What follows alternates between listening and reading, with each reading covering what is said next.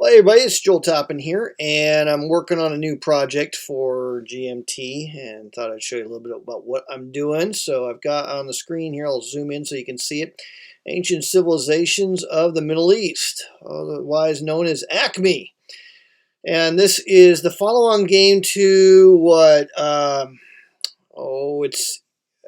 can't even remember the name of the original game. I've got it here in my room.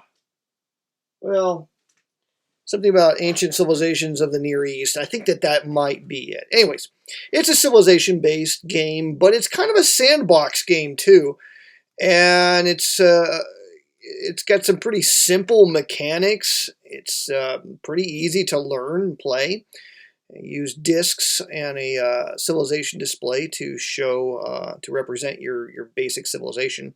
Lots of scenarios. The Near East game, I don't know much about this one other than I'm putting together the VASSAL module.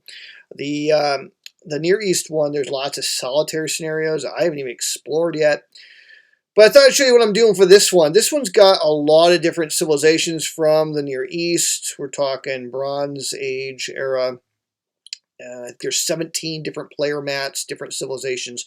They all got different icons and stuff for them. So I thought I'd do something kind of different with this and put a little extra work in it to make this happen. But what we got is we have a player display for every one of the players. And how I decided to do this is because everybody's got their own set of discs. There's six different colored discs for the different players that they're going to be using.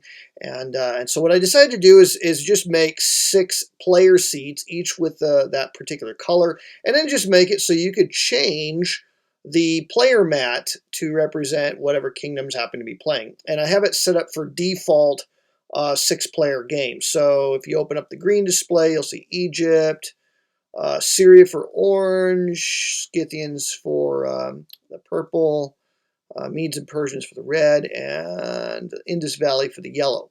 No rhyme or reason for that other than I took them in the order of the playbook and in the order of alphabetic order in terms of the color. So B for blue is before G for green and so forth. That's the rhyme or reason.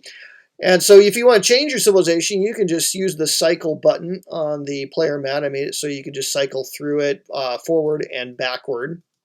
You'll notice that when you cycle it forward, it'll change the icon that will appear on the various different discs. So if I wanted to play, say I want to play the Israelis, let's do that. I'll play the Israelites. I'm going to go ahead and start off with, say, 12 discs. So I'll just add 12 discs to my growth. I don't have to do it that way, but that's one way I could. So everything in here is growth discs. That's how you expand your civilization. So if you're familiar with the game, you know what I'm talking about here.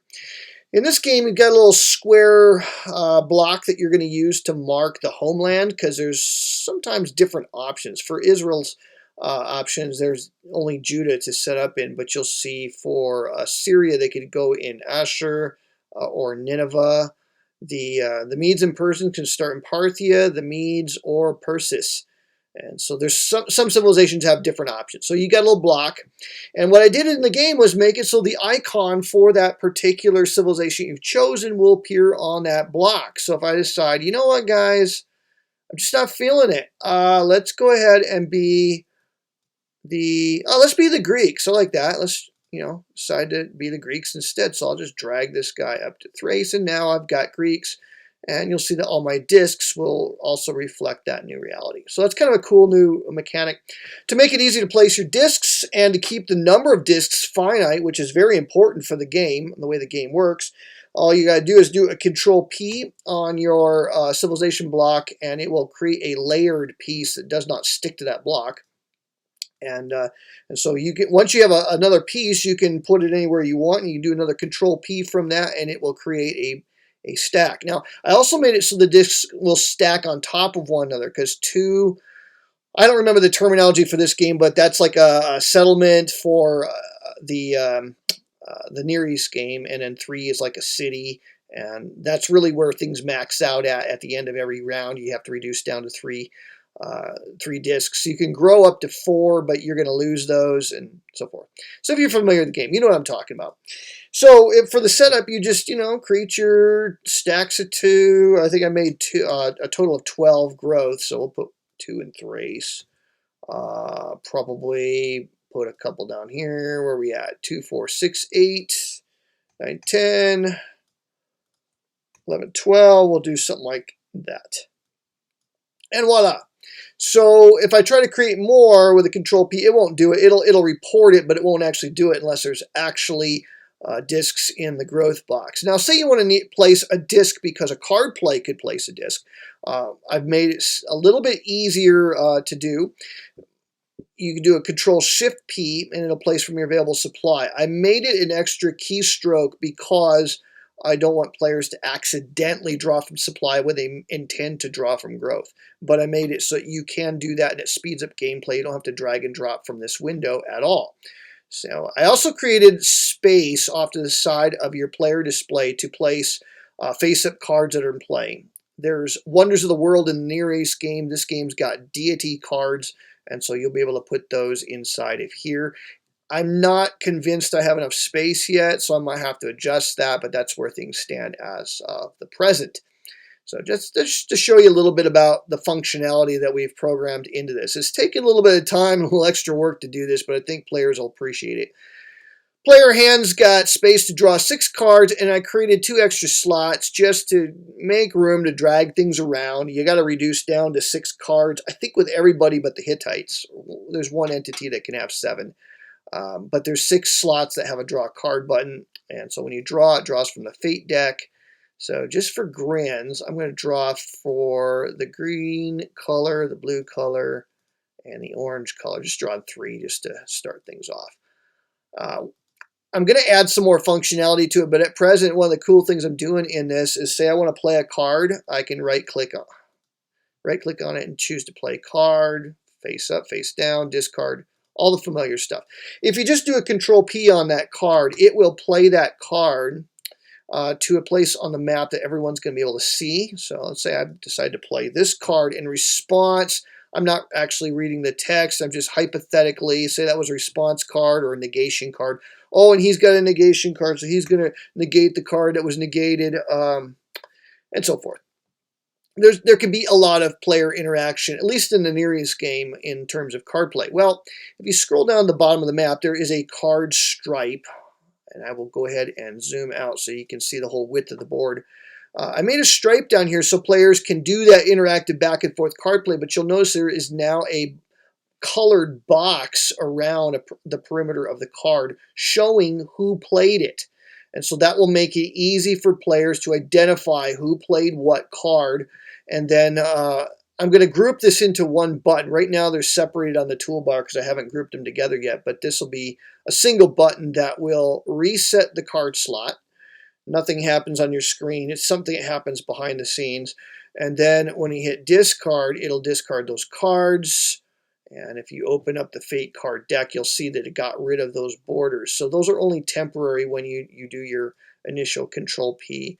And so let's open up the purple hand, draw a few cards, and say we'll just play the Salt Mines card. You'll see that now, again, it'll start playing cards from left to right. And that should be enough space for the card play. And so we'll make like a little cleanup button that will reset the card slots and discard all the played cards in this particular row. So that's just some of the functionality that we've added into the game. There's more to come. I'm going to say 66% of the way done with the module. There's still a few things left to do. I got to put all the white discs in. I got to put all the black discs in. There's cubes in the game that can stack on top of the disc stacks, and I don't have those available. I'm going to try to make those also generate via right-click on your discs. And of course, you can return these to supply by doing your right-click functions. And that's what I've been working on. So if you've been wondering, hey, what's Joe Toppin working on these days? It's basically been working on these things. And we're getting somewhere on it. Should have it done. It took a long time. I don't think people really appreciate how much time it takes to draw the board. See, when I move these pieces around, like say Dapala, Hatusha, you'll see that reports up here in the reporting. I got to draw all of these little spaces and zone them with the correct spelling of the name. That takes hours to do, by the way. That's one of the more time-consuming things. That's why when I do a hex encounter game, I get excited because I can zone a hex map in like 5 minutes, whereas something like this can take 5 hours easy to zone all of those locations and spell all of those names correctly. And I'll probably still get some reports. There's a typo somewhere. And after putting hours and hours into it, you just want to tell the person that reported the typo to, just pretend like it's spelled correctly. It's just like, seriously, enjoy it how it is. I don't ever want to look at this thing again after spending that much time with it.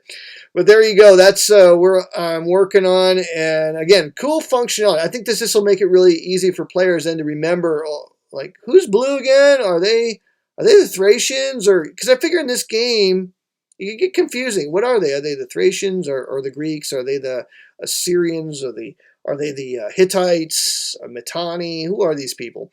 And so by making it so that as you adjust your civilization display, it changes the icons on your pieces, I think that's going to make it really cool and perhaps thematic for the players.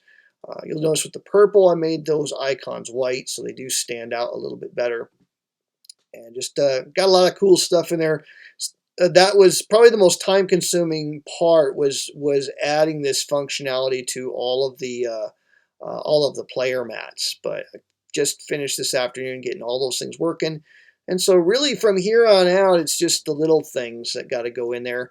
I have all the fate cards in except for the event cards. And oh yeah, that's another thing I got to program. So the fate cards are kind of like the deity cards. The text goes horizontal, which is cool in the physical game, but super annoying if you're doing VASSAL because you got to make the card rotate 90 degrees so you can read it properly. But then when you discard it, you need it to reorient to its original upright position so that it doesn't stand out when you have it in the deck. And that's involves a little bit of programming, so I have to remember how I did that. I've done that before. I'll just have to recall what scheme I used to make that work. I think the thing I like most about this is I think the features I really like that I've implemented, I've probably used in other modules of this nature, is I really like how the cards, when you do a Control P to play it, it identifies who played the card. I think in games like this that might be a really, really useful tool to incorporate in the future. I don't know what spawned that particular desire to, hey, let's see if we can try that. It's not something I've never done before in a module. Thinking about re-implementing that in Tank Duel because sometimes there's a lot of back and forth with card play, and if there's a question or you need to back things up, it might be helpful to remember who played what card, and this I think would definitely help with that. So thought you'd enjoy just seeing a quick video of what I've been working on. Hope you enjoyed the video. I hope you enjoy the VASSAL module even more. It'll be coming soon, probably in the next 2-3 weeks. I should have something ready for them.